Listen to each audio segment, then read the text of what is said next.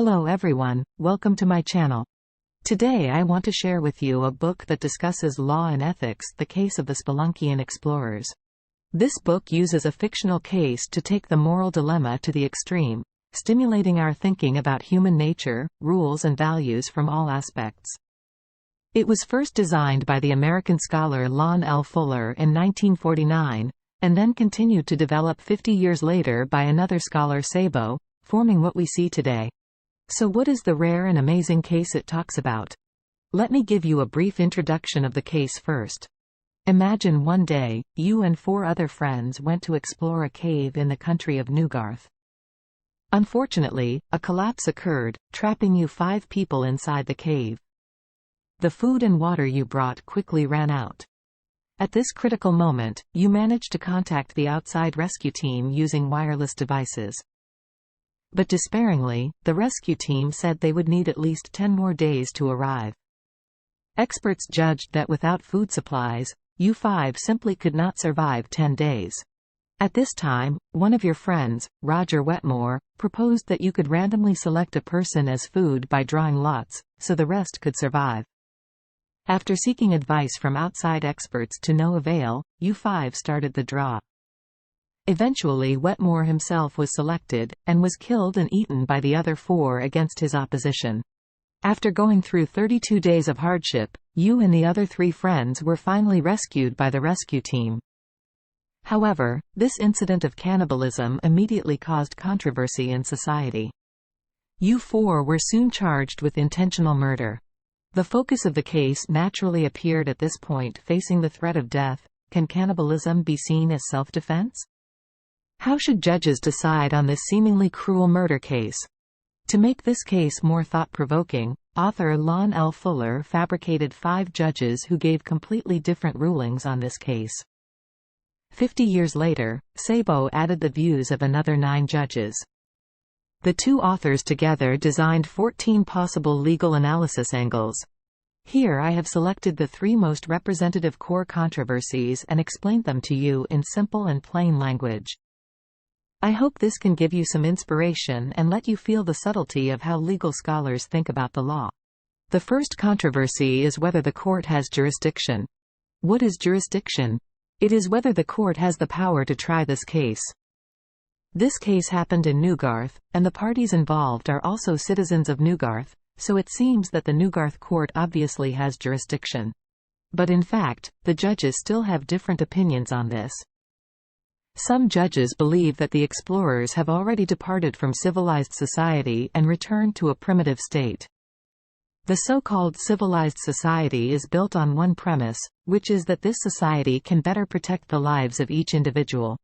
But the explorers could only rely on murder to survive. In this state, the laws of civilized society have lost their meaning. The explorers have actually returned to a state of nature and should not be bound by the laws of their original country. However, other judges sharply pointed out that there is no clear boundary between the civilized state and the state of nature. When do we see a person entering a state of nature? Is it when the cave entrance is sealed, or when a new covenant is established? This standard itself is very difficult to grasp.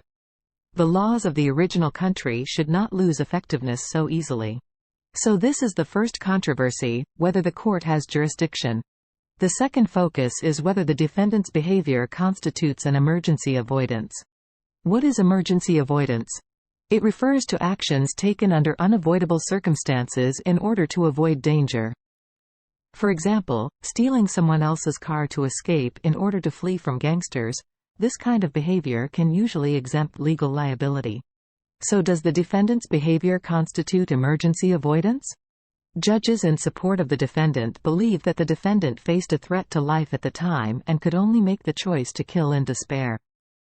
We cannot use the standards of someone not in that environment to require the defendant to remain absolutely rational at all times. But opposing judges pointed out that, according to the case description, before the lottery killing, the victim had proposed waiting another week. This shows that they were not in the final juncture at that time, and it was not impossible to wait a little longer. So it does not meet the requirement of urgency.